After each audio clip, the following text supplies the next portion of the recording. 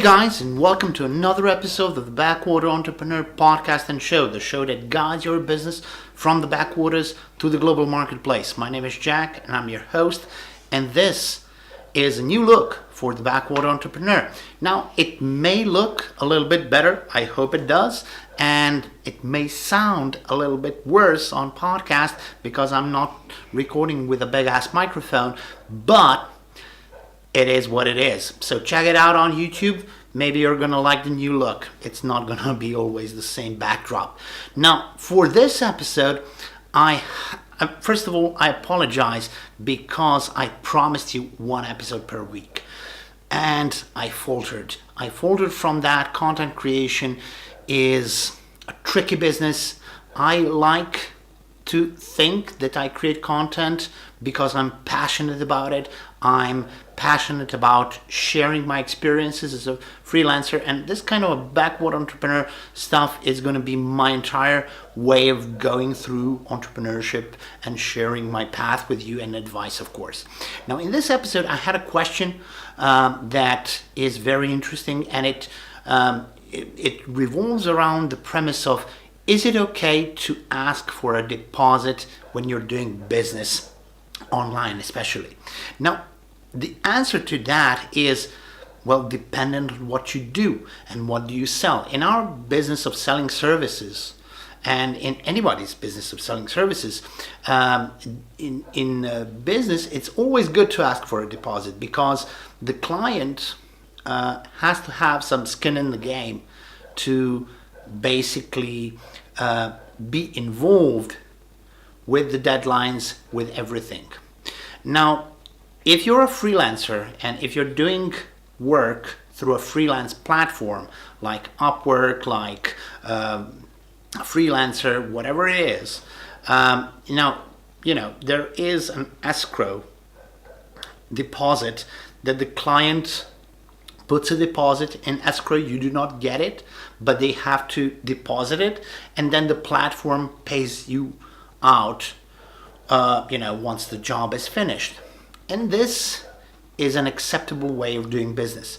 Now, in an agency setting, to ask for a deposit, you have to have, first you, the provider, have to have the portfolio, the legitimacy to ask for that deposit. You cannot be a guy working from a shed and that has started his business yesterday and immediately ask for a deposit from clients. Now, the same goes is because if you do that, it's basically like imagining you're meeting a guy on the street. He has never done this before. I want to be his client, but he won't do anything until I pay him.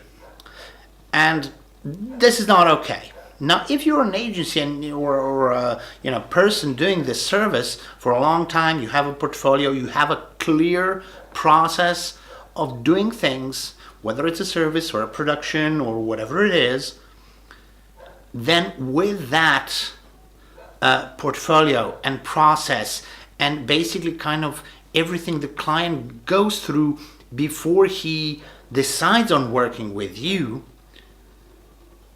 then you can ask for a deposit. So, to make it more clear, when I work with a client, up to the moment before we actually start production with everybody else in the team on his project, up to that point, the consultation, the sales, the communication, that's free.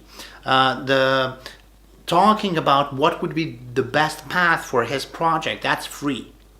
Now, the moment of him deciding, yes, we are going in production, we want to work with you, at that point, I ask for a deposit, and I ask for 50% up front. Now, I've been in many different situations where I didn't ask for a deposit, where we divided payments over a period of time on each stage, for example, and everything works. In most cases, it's a question of first trust, then legitimacy, and of course, convincing your client that he will get what he paid for within the given deadline. And you have to honor that. Now, whether you do hourly, whether you do a fixed price, whether you have any other, fluctuations within the project, you have to have a clear process where the client really knows what he's buying. Is he buying your time? Is he buying, the end product? Is the product already finished and he's just buying it off the shelf, in which case there is no production and no service, and he just pays full price? But if you allow a client not to put anything up front, and if you're going into a serious production of any kind of a service, you fall into the trap of extending deadlines. They basically have time. They didn't put any money in, so they don't have any skin in the game, as I said before. So everything that you did basically, is on your expense, and whether he pays or not in the end, or he stops production for any reason, he didn't lose anything. It doesn't have any value for him. It's your time. Now, with a deposit, or at least some segmentation of payments. So, for example, you can segment your work in stages and say, okay, the first stage, and you can pay me after each stage, but then put that first stage as something that you can quickly do, and then he pays, for example, 20%. And then again, he has some skin in the game. So you need to quickly pull some money out of the client. And clients, don't take offense, but this is how things work. You can use it for your clients in the end. So because once you pull something out of your client, then everybody has a mutual interest to quickly finish the project, for you to be paid, and for them to receive the final product, service, or result of your service, whatever it is. So to answer the question, is it okay to ask for a deposit? Yes. It's not only okay, it's absolutely necessary for a successful way of doing business. Now, you don't have to be, take this and shift it on a totally different scale and say, I won't do anything until I'm paid up front. Because clients are also as wary of going into business with you as you are with them. So sales communication and achieving that trust and legitimacy is the essence of doing good business.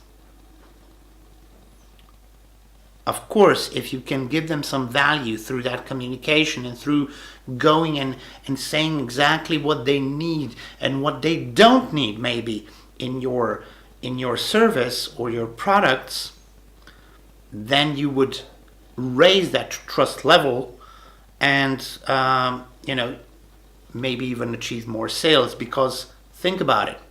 Have you ever told a client, yes, we do this, but maybe this isn't what you need. Maybe you need this, which costs less. Or maybe we don't do this. Maybe you don't need our service at all. But have you ever thought about it? And have you thought about what would the client think in that sense? Would he come back to you? Yes, he would. So an example for the end, we again sell videos, we send animation explainer videos and produce them custom made. I received a call from the client and he said, okay, what can you do for $300? And I said, nothing. Basically, this call is probably worth that, but we're giving it for free. So because it's a free consultation. So, but I need this and this.